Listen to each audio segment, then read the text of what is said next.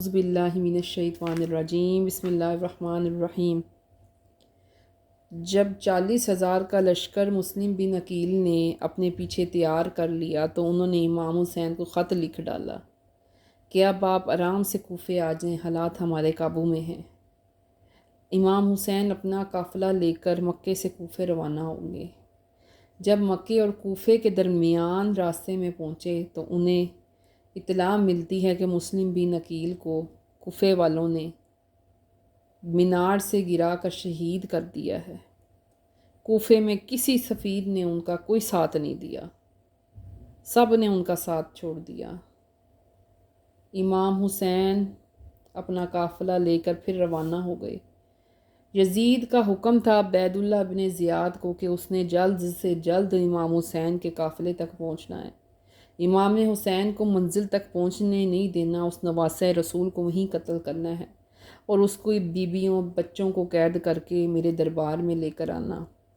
بس یہ سننے کے بعد عبید اللہ ابن زیاد فوج تیار کرتا ہے، فوج کا سپہ سالار حر کو بناتا ہے اور کہتا ہے جاؤ حسین کو ڈھونڈو، حسین کو کوفے پہنچنے نہیں دینا، جب ملے یزید کی بیعت لینا، اگر انکار کرے تو اس کا سر کاٹ کر اس کی بیٹیوں بہنوں کو قیدی بنا کر شام کی طرف لے آنا۔ حر ہزاروں کا لشکر لے کر امام حسین کو ڈھونڈتا رہتا ہے، ایک طرف دیکھتا ہے تو حسین کا قافلہ نظر آتا ہے۔ حر اور اس کے سپاہی دوڑے اور دیکھتے ہی دیکھتے انہوں نے چاروں طرف سے قافلے کو گھیر لیا۔ حر اپنے گھوڑے سے اترا، امام حسین کے گھوڑے کی لگام تک پہنچ گیا۔ امام حسین فرماتے ہیں حر کیا چاہتے ہو؟ حر کیا چاہتے ہو کہ ماں تیرے غم میں روئے؟ تو حر نے نظریں جھکا لی اور ادب سے کہتا ہے اے حسین تیری ماں کی عظمت تو وہ بڑی ہے، بہت بڑی ہے تیری ماں کی عظمت، میں کیا جواب دوں؟ میری اوقات ہی نہیں ہے، میں اوقات ہی نہیں رکھتا جواب دینے کی۔ حضرت امام حسین فرماتے ہیں اے عباس، حر کے ہونٹ خشک لگ رہے ہیں، اس کو پانی پلا، اس کو اپنی مشق سے پانی پلا۔ جب حر نے پانی پیا، اس نے اخلاق دیکھا نواسہ رسول کو تو کہنے لگا اے نواسہ رسول، یزید اور اس کے ساتھی آپ کو قتل کرنا چاہتے ہیں، میں آپ سے گزارش کرتا ہوں آپ یہاں سے کہیں دور چلے جائیں۔ امام حسین حر کو دیکھ کر اپنے قافلے سے کہتا ہے چلو کہیں دور چلتے ہیں۔ جب اس بات کا علم ابن زیاد کو ہوتا ہے کہ حر امام حسین کے ساتھ نرمی سے پیش آ رہا ہے، نرمی برت رہا ہے، تو اس نے عمر بن سعد کو 80,000 سپاہی دے کر دوبارہ اس جگہ پہ بھیجا اور کہتا ہے کہ حر اب سپہ سالار نہیں ہے فوج کا، اب تو سپہ سالار ہے، یعنی کہ عمر بن سعد اب سپہ سالار ہے۔ وہاں امام حسین کا قافلہ چلتے چلتے ایک ایسی جگہ پہنچا جہاں امام کا گھوڑا تھک کر رک گیا۔ امام حسین نے ادھر ادھر نظر دوڑایا اور پوچھتے ہیں جا عباس پوچھ کسی سے یہ کون سی جگہ ہے؟ تو لوگ کہنے لگے اس ریگستان میں آج تک کوئی رک نہیں سکا، یہ کرب کی زمین ہے، کرب کی زمین، اسے کربلا کہتے ہیں، اسے کربلا کہتے ہیں۔ جیسے امام حسین نے کربلا سنا تو آپ فرمانے لگے بس اب ادھر ہی رک جاؤ، ادھر ہی اپنے خیمے لگاؤ، ساتھیوں اتر جاؤ اپنی اپنی سواریوں سے، اب ہم ادھر ہی قیام کریں گے، اب یہیں اپنی ہمیں جانوں کا نذرانہ پیش کرنا ہے، خیمے لگاؤ۔ جناب عباس نے نہر فرات کے قریب بیبیوں کے خیمے لگا دیے۔ عمر بن سعد اتنا بڑا لشکر لے کر وہاں پہنچ گیا تھوڑی دیر بعد ہی، اور کہتا ہے کہ اے حسین ہم آپ کو یہاں سے نہیں جانے دیں گے جب تک آپ یزید کی بیعت نہ کر لیں۔ امام حسین مسکرا کر فرماتے ہیں اے عمر بن سعد، تو یزید تک میرا پیغام پہنچاتے کہ ہزاروں حسین اللہ کے دین پہ قربان، ہزاروں حسین اللہ کے دین پہ قربان، وہ مجھے تو قتل کر سکتا ہے لیکن میرے خون کا ایک ایک قطرہ اللہ کے دین کی گواہی دے گا۔ فوجیں امام حسین کے لشکر کو چاروں طرف سے گھیر لیتی ہیں فوجیں۔ ایک دو دن گزرتے ہیں تو ابن زیاد سوچتا ہے کہ اتنے دن ہو گئے ہیں، حسین نے ابھی تک نہ بیعت لی نہ حسین کو شہید کیا گیا۔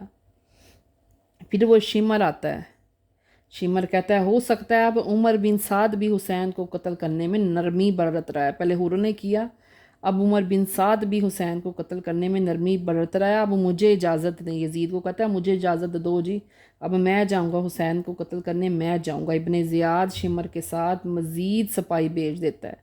جب شمر کربلا پہنچتا ہے تو کیا دیکھتا ہے کہ عمر بن سعد وہاں ہاتھ باندھے کھڑا ہے اور خیمے دریا کے کنارے لگے ہوئے ہیں۔ شمر بولا ہوئے جب تک پانی آل محمد کے ساتھ ہے، یہ کبھی بیعت نہیں لیں گے، ان کے خیمے دریا کنارے سے اتارو، اٹھاؤ یہاں سے ان کے خیمے۔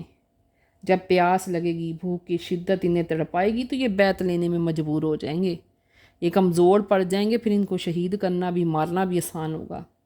سارے ساتھی تیار ہو جاتے ہیں۔ امام حسین تک پیغام پہنچتا ہے کہ ابن عباس غصے میں آ جاتے ہیں اور کہتے ہیں کسی کی اتنی جرت ہے، کون اتنی جرت کر سکتا ہے کہ امام کے خیمے اکھاڑے؟ امام حسین نے فرمایا عباس کے کاندھے پہ ہاتھ رکھا، عباس یہ وقت صبر کا ہے، غصے کا نہیں ہے، اپنے خیموں کو یہاں سے اتارو، ہم دریا سے کہیں دور خیمے لگاتے ہیں، اگر ہم نے خیمے نہ اتارے تو آنے والی نسلوں تک کیا پیغام جائے گا کہ حسین نے پانی کے لیے جنگ لڑی۔ میں یہ کام نہیں کرنا چاہتا، میرا مقصد صرف اسلام کو بچانا ہے۔ یہ سننے کے بعد عباس اور علی اکبر نے خیموں کو اتارنا شروع کیا اور تھوڑے دور فاصلے پر نصب کر لیے۔ جیسے ہی 7ویں محرم کا سورج طلوع ہوا، شمر اور عمر بن سعد اپنے سپاہیوں کو کہتے ہیں حسین اور اس کے ساتھیوں کا پانی بند کر دو تاکہ ان کے بچے پیاس سے تڑپیں، اور تھوڑی ہی دیر بعد امام حسین کے خیموں میں سے بچوں کی رونے کی آوازیں آنے لگی، التش التش، پانی پانی۔ جب حر کے کانوں تک آواز پہنچی تو حر رونے لگا۔ حر کہتا ہے یہ کتنے ظالم ہیں، یہ رسول کی اولاد ہے۔ بس 9ویں محرم شروع ہو جاتی ہے۔ شمر کہتا ہے اب جنگ شروع کریں، امام حسین کو قتل کرو، جلدی جلدی بچوں اور بیویوں کو قید کرو۔ جیسے ہی اس بات کا علم امام حسین کو ہوتا ہے تو آپ جناب عباس سے کہتے ہیں کہ اے عباس جا عمر بن سعد سے کہ ہم نے ایک رات کی عبادت دے اللہ سے، ہم نے اللہ سے عبادت کرنی، ہمیں ایک رات دے دے تاکہ ہم شب عاشور اللہ کی عبادت کریں، اور 10ویں محرم کو جو کرنا ہے اس نے کر لے۔ جیسے اس کے کانوں تک یہ بات پہنچی وہ زور زور سے ہنسنے لگے اور کہتے ہیں یہ تو اور بھی اچھا ہوا، ایک اور دن ہم مزہ لیں گے کہ ہم نے پانی بند کیا ہے، یہ تڑفیں گے، ہم انہیں دیکھ کے ایک اور دن مزہ لیں گے۔ حسین اپنے عزیز و قارب کو بلاتا ہے اور خطبہ دیتا ہے، انہیں کہتا ہے ان کی جنگ مجھ سے ہے، تم لوگوں سے نہیں ہے، کل صبح ہوتے ہی مجھے قتل کر دیں گے، ابھی ہی تم لوگوں سے گزارش میں کرتا ہوں کہ اپنے اپنے وطن واپس لوٹ جاؤ، میں روز محشر میں تمہاری جنت کا ضامن ہوں گا۔ حسین کے چاہنے والے ادھر ادھر دیکھتے ہیں، امام حسین فرماتے ہیں اے میرے ساتھیوں، تمہاری آنکھوں کی شرم نے مجھے دیکھ لی ہے، میں نے تمہاری آنکھوں میں شرم، چلو چراغ بجھاؤ۔ عباس سے کہا عباس چراغ بجھا دو تاکہ یہ سب اندھیرے میں یہاں سے چلے جائیں۔ جناب عباس نے جیسے ہی چراغ بجھائے امام حسین کو تلواروں کی آوازیں سنائی دینے لگی، کہا عباس فوراً جلا، چراغ فوراً دوبارہ جلا۔ عباس نے چراغ جلائے تو وہ سب اپنی گردنوں پر تلواریں رکھے بیٹھے تھے اور کہتے ہیں امام حسین کیا ہم آپ کو چھوڑ کے چلے جائیں تو ہم روز محشر میں کیا منہ دکھائیں گے؟ ہم آپ کو چھوڑ کے چلے جائیں آج تو ہم روز محشر میں آپ کو کیا منہ دکھائیں گے؟ اللہ کے دربار میں پھر آپ نے فریاد کی کہ اے اللہ یہ میرے ساتھی ایسے ہیں جو آج تک کبھی کسی کو ملے ہی نہیں، نہ میرے بھائی کو ملے نہ میرے باپ کو ملے۔ وہاں حور ساری رات روتا رہا، ساری رات حور روتا رہا کہ امام حسین کو صبح شہید کر دیا جائے گا۔ جناب پھر میں سیدہ کو کیا منہ دکھاؤں گا؟ جیسے ہی 10ویں محرم کا سورج طلوع ہوتا ہے، علی اکبر کی اذان کی آواز بلند ہوتی ہے، فوج یزید امام حسین پر نماز فجر پر ہی حملہ کر دیتی ہے۔ امام حسین کے چند سپاہی انہیں روکنے کی کوشش کرتے ہیں۔ جیسے ہی نماز ختم ہوتی ہے، حور اپنی آنکھوں میں پٹی باندھے، اپنے ہاتھوں کو باندھے حضرت امام حسین کی خدمت میں حاضر ہو کے کہتا ہے امام حسین مجھے معاف کر دیں، مجھے معاف کر دیں۔ حور امام حسین سے معافی مانگتا ہے، امام حسین حور کو سینے سے لگاتے ہیں اور کہتے ہیں جا حور میں نے تجھے معاف کیا، جا چلا جا۔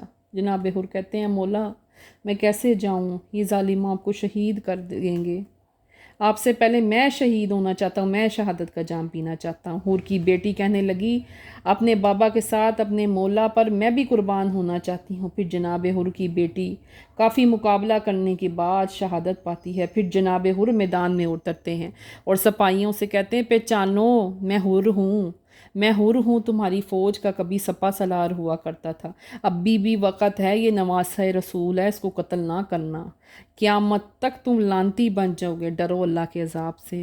یزید کا سونا کب تک، کتنے دن تک تمہارے کام آئے گا؟ بس یہ سن کر وہ فوج ہنسنے لگتی ہے۔ جناب حر پہ وہ حملہ کرتی ہے۔ کافی دیر لڑنے کے بعد جناب حر گھوڑے سے زمین پر اتر جاتے ہیں اور زخموں سے چور چور ہو جاتے ہیں۔ اتنے میں امام حسین آپ کی لاش کے پاس آ جاتے ہیں، اور جو رومال امام حسین کو ان کی والدہ نے دیا تھا وہ حر کے سر پر باندھ کر کہتے ہیں، اے حر تو جنت میں میرے ساتھ ہوگا، اے حر تو جنت میں میرے ساتھ ہوگا۔